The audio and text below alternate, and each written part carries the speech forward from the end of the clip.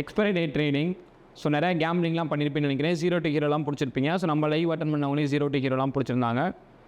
நம்ம கொடுத்த perfect entry வந்து ஒரு என்ட்ரி, அதிலே நம்ம ட்ரையலிங் கொடுத்தோம். அது நம்மளுக்கு பர்ஃபெக்டாக ஒர்க் ஆச்சு. அடுத்த ஒரு என்ட்ரி கன்ஃபர்மேஷன் கிடச்சி, பட் நான் அதை வந்து ப்ரொவைட் பண்ணலை. அது ஏன்னா அந்த அப் ட்ரெண்ட் என்ட்ரி எனக்கு ட்ராப்பு. ஸோ அது எனக்கு நல்லா தெரிஞ்சது. அதே அந்த கீழே டவுன் ட்ரெண்ட் வரும்னு தெரியும், பட் ட்ராப் என்ட்ரி நான் ஃபோக்கஸ் பண்ணுறது கிடையாது. பட் ஒரு கன்ஃபர்மேஷன்லாம் கிடச்சிச்சு. அதை பேஸ் பண்ணி நம்ம ஃபோக்கஸ் பண்ணாமல் விட்டாச்சு. ஃபர்ஸ்ட் என்ட்ரி நம்மளுக்கு ட்ரையலிங் கொடுத்து ட்ரையலிங் வந்து ரொம்ப சிறப்பாக வந்து அடிச்சிச்சு. இப்போ நம்மளுக்கு நெக்ஸ்ட்டு வந்து நாளைக்கு வந்து பார்த்திங்கன்னா டுமாரோ வந்து பார்த்திங்கன்னா எம்பிசி மீட்டிங் 10 o'clock இருக்குது. ஸோ என்னோட எக்ஸ்பெக்டேஷன் என்ன இருக்குது எம்பிசி மீட்டிங் அப்படின்னு பார்த்தீங்கன்னா, கரண்ட்லி ரெப்போ ரேட் பார்த்தீங்கன்னா இந்தியாவோட ரெப்போ ரேட் பார்த்தீங்கன்னா 6% இருக்குது. என்னோட எக்ஸ்பெக்டேஷன் 0.50% நம்மளுக்கு பேசிக் பாயிண்ட், அதாவது 50 பேசிக் பாயிண்ட் நம்மளுக்கு டிக்ரீஸ் ஆகிறதுக்கான சான்ஸ் இருக்குது. 25 or 50. எனக்கு ரொம்ப அதிக சான்ஸ் வந்து 50 பேசிக் பாயிண்ட்ஸ்க்கு சான்ஸ் இருக்குது. நீங்கள் ரெண்டே வச்சுக்கோங்க, 25 or 50 basic points rate cut பண்ணுறதுக்கு பாசிபிலிட்டிஸ் இருக்குது. நியூட்ரலில் வைக்கிறதுக்கு சான்ஸ் ரொம்ப கம்மியாக இருக்குது. ஸோ 10 o'clock வரைக்கும் நம்மளோட எந்த ட்ரேடிங் இருக்காது. அதுக்கப்புறம் நம்மளுக்கு டெக்னிக்கலி ஏதாவது கன்ஃபர்மேஷன் கிடைச்சா மட்டும் தான் ஃபோக்கஸ் பண்ணுவோம். ஏன்னா நம்மளுக்கு ஒரு வால்டாலிட்டி இருக்கும், கேண்டிலோட வால்டாலிட்டி இருந்துகிட்டே இருக்கும். ஸோ அதை ஃபோக்கஸ் பண்ணிட்டு நம்ம ட்ரேட் எதுவுமே பண்ண மாட்டோம். 10 o'clock முடிஞ்சதுக்கப்புறம் டெக்னிக்கலி ஒரு கன்ஃபர்மேஷன் கிடைச்சா மட்டும் தான் நம்ம ட்ரேட் வந்து ஃபோக்கஸ் பண்ணுவோம். இதில் டெக்னிக்கல் அனலைஸை பேஸ் பண்ணுற அளவுக்கு எனக்கு என்ன கன்ஃபர்மேஷன் கிடச்சிருக்கு அப்படின்னா, ஆல்ரெடி நான் சொல்லிட்டு இருந்தது தான், எனக்கு ஒரு ட்ரெண்டோட சப்போர்ட் வந்து நிஃப்டி வந்து பிரேக் பண்ணிவிட்டு, ஸோ இன்றைக்கி எக்ஸாக்டாக அந்த ட்ரெண்டோட சப்போர்ட்டில் போய்ட்டு ரெசிஸ்டன்ஸாக எனக்கு ரீச் ஆயிடுச்சு. ஸோ ஒன்ஸ் நாளைக்கு எனக்கு கம்ப்ளீட் ஆகுது அப்படின்னா, நெக்ஸ்ட்டு நிஃப்டி வந்து இந்த 24,460 உடச்சாலே போதும். நம்மளுக்கு 24,000 வரையும் வந்துட்டு அப் ட்ரெண்ட் போச்சுன்னா நல்லாயிருக்கும்.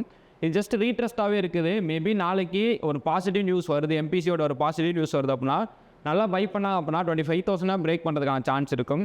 அதுக்கான ஒரு ஸ்டாக் கன்ஃபர்மேஷன் இருக்கானா, எனக்கு ஒரு ஷார்ட் டர்ம் கன்ஃபர்மேஷன் அதான் ப்ரொவைட் பண்ணியிருக்கு. ஏன்னா ஆல்ரெடி எனக்கு ஒரு ட்ரெண்ட் கிரியேஷனில் நிஃப்டி வந்து அப் ட்ரெண்ட் போகுது. ஸோ எனக்கு இந்த ரேஞ்சிலேருந்து எனக்கு இன்றைக்கி வந்து இங்கே வந்து சப்போர்ட் எடுக்குன்னு தான் நான் எதிர்பார்த்தது.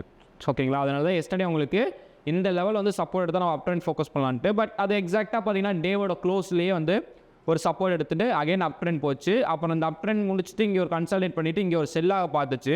செல்லானதுக்கப்புறம் ஒரு சின்ன ட்ராப், அந்த ட்ராப் வந்து கம்ப்ளீட் பண்ணிவிட்டு இப்போ டே வந்து நம்மளுக்கு க்ளோஸ் ஆகிருக்கு. ஸோ நான் இங்கேருந்து என்ன எதிர்பார்க்குறேன் நாளைக்கு அப்படின்னு பார்த்தீங்கன்னா, இந்த ரேஞ்சுக்குள்ளே மார்க்கெட் எங்கே ஓப்பன் ஆனாலும் பர்டிகுலர்லி எனக்கு இந்த லெவலில் வந்து சப்போர்ட் எடுக்கணும். எங்கே 24,690 690 வந்து எனக்கு நிஃப்டி சப்போர்ட் எடுக்குது அப்படின்னா, இங்கேருந்து நான் ஒரு அப் ட்ரெண்ட் எதிர்பார்க்குறேன். எவ்வளோ தூரம் அப்படின்னு பார்த்தீங்கன்னா 24,876 to 24,950 இந்த ரேஞ்சில் எனக்கு ஸ்ட்ராங்கான பிரேக் அவுட் ஆர் ரீட்ரஸ் கன்ஃபர்மேஷன் கிடச்சா நிஃப்டி நெக்ஸ்ட்டு ட்ராவல் ஆக வேண்டிய பிளேஸ் பார்த்தீங்கன்னா 25,250. இந்த ஹைலாம் கிடையாது, நெக்ஸ்ட்டு 25,250 வரைக்கும் போகிறதுக்கான சான்ஸ் இருக்குது. ஸோ எனக்கு இதுக்கு இந்த ரேஞ்சுக்குள்ளே ஓப்பன் ஆகிட்டு எக்ஸாக்டாக 24,782 அதை பிரேக் பண்ணலை அப்படின்னு பார்த்தீங்கன்னா, கண்டிப்பாக அதை பிரேக் பண்ணோம். பிரேக் பண்ணிவிட்டு நிஃப்டி நெக்ஸ்ட்டு எங்கே வரும்னு பார்த்தீங்கன்னா 24,460 இந்த லெவலில் வந்து ரீச் பண்ணணும். இங்கேருந்து ஒரு ப்ராப்பர் ஸ்ட்ராங்கான டிமாண்ட் க்ரியேட் பண்ணால் மட்டும்தான் அப் ட்ரெண்டு போகும். ஓகேங்களா, அப்போ உங்களுக்கு இந்த ரேஞ்சுக்குள்ளே ஓப்பன் ஆகிட்டு இதுக்குள்ளேயே ட்ராவல் ஆச்சுன்னா அப்போ என்ன ட்ரேடே கிடையாது, ட்ரேடை விட்டுற வேண்டியதான். ஓகேங்களா, இப்போ இன்ட்ராடே கன்ஃபர்மேஷன் பார்த்தீங்கன்னா சேம் அதே தான். இந்த லெவலில் சப்போர்ட் இருந்துச்சுன்னா அப் ட்ரெண்ட் ஃபோக்கஸ் பண்ண போகிறீங்க. எவ்வளோ தூரம் அப்படின்னு பார்த்தீங்கன்னா 24,900 வரைக்கும் அப் ட்ரெண்ட் ஃபோக்கஸ் பண்ண போகிறீங்க. அதை பிரேக் பண்ணிச்சு அப்படின்னா 25,150. ஓகே, 25,150 to 250 வரைக்கும் அப் ட்ரெண்ட் தான் ஃபோக்கஸ் பண்ண போகிறீங்க. அது இங்கே சப்போர்ட் எடுத்தா, இதுக்கு மேலே ஓப்பன் ஆகி உங்களுக்கு இங்கே சப்போர்ட் எடுத்தால் அவ்வளோ ஸ்ட்ராங் இருக்காது. மேபி இவ்வளோ தூரம் போயிட்டு ஒரு ரீட்ரஸ் பண்ணிச்சு அப்படின்னா ரீட்ரஸ் என்ட்ரி வேணால் ஃபோக்கஸ் பண்ணலாம். இங்கே சப்போர்ட் எடுத்தாலே நம்மளுக்கு வந்து ஃபோக்கஸ் பண்ணலாம்.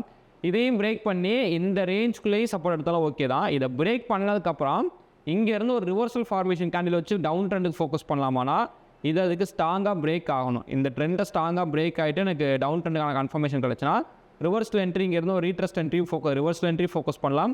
ஆர் நெக்ஸ்ட் ரீட்ரஸ்ட் பண்ணுது அப்படின்னா ரீட்ரஸ்ட் என்ட்ரி ஃபோக்கஸ் பண்ணிவிட்டு 24,460 வரைக்குமே டவுன் ட்ரெண்டுக்கு வந்து ஃபோக்கஸ் பண்ணலாம். ஸோ அப்போ போத் சைடு இருக்குது. ப்ளஸ் ஃபண்டமெண்டலி மார்க்கெட் வந்து என்ன கன்ஃபர்மேஷன் கொடுக்க போகுது அப்படிங்கிற, அதாவது ஃபண்டமெண்டலி நம்மளுக்கு எம்பிசி மீட்டிங்கில் என்ன கன்ஃபர்மேஷன் கிடைக்க போகுதுங்கிறது நம்மளுக்கு தெரியல. ஸோ இதெல்லாம் பேஸ் பண்ணி தான் நாளைக்கு ட்ரேடிங் இருக்குது. மேபி நாளைக்கு சைட்வேஸாக போகிறதுக்கான சான்ஸ் இருக்குது. ஏன்னா எந்த எம்பிசி மீட்டிங்க்கும் ஒரு பெரிய ஒரு மூவ்மெண்ட் இருக்காது. அப்படியே இருந்தாலும் ஸ்ட்ராங்கான டெக்னிக்கல் கன்ஃபர்மேஷன் இருக்கணும். ஃபண்டமெண்டலை மட்டும் வச்சு உள்ளே இறங்க முடியாது.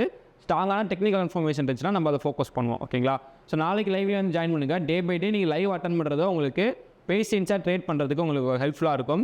அண்ட் நெக்ஸ்ட்டு என்னோட ட்ரேடிங் வந்து உங்களுக்கு நிறையா ட்ரேட்ஸ்லாம் ப்ரொவைட் பண்ண மாட்டேன். நீங்கள் அதெல்லாம் எதிர்பார்க்காதீங்க. ஏன்னா எனக்கு இன்றைக்கி இந்த என்ட்ரி எனக்கு கன்ஃபர்மேஷன் கிடச்சது தான். ஸோ அந்த இது நான் உங்களுக்கு ப்ரொவைட் பண்ணணும்னா ப்ரொவைட் பண்ணியிருக்கலாம். பட் நிறைய என்ட்ரிஸ் ப்ரொவைட் பண்ணோம் அப்படின்னா அது எங்களுக்கு பெரிய இஷ்யூவாக மாறும்.